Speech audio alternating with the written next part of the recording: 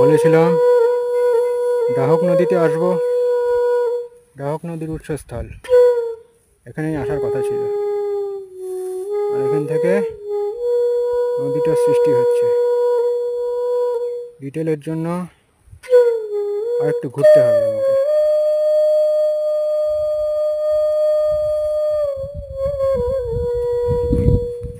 ব্যাপারটা কি হচ্ছে সেটা জানতে হবে। সমতল জায়গা থেকে যে নদীর সৃষ্টি হয় এটা জানা ছিল না।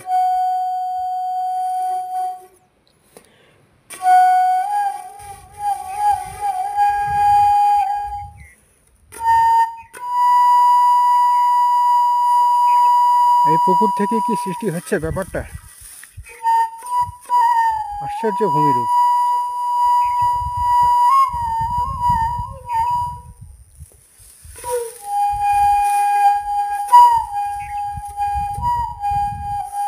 নদীর স্রোতও দেখা যাচ্ছে।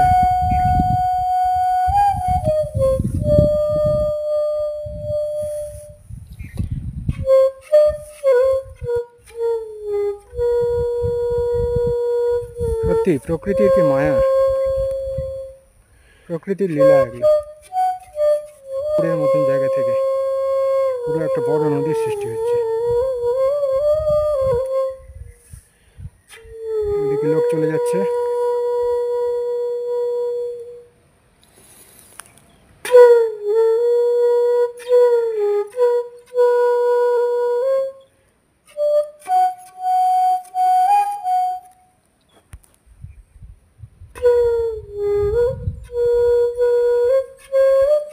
হলো ডাহুক নদীর আরেকটা স্রোত।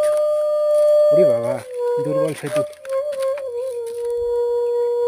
এটার উৎসস্থলে যেতে গেলে অনেকটা সময় লাগে।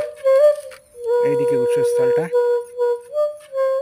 হেঁটে হেঁটে অনেকটা দূর যেতে হবে। দেখা যাক কত দূর যেতে পারি।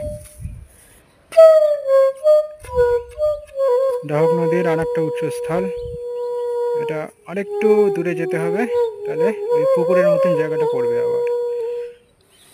তো এই হলো মায়া, মায়া প্রকৃতি। এই হলো আমাদের ডাহুক নদী,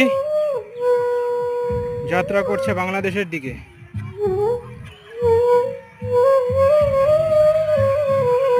যাত্রা শুরু হলো, আবার ভারতে ঢুকবে। ভারতে ঢুকে আবার মহানন্দার সঙ্গে মিশে যাবে। দুটো স্রোত একসঙ্গে মিশে কত সুন্দর একটা নদীর সৃষ্টি হয়েছে।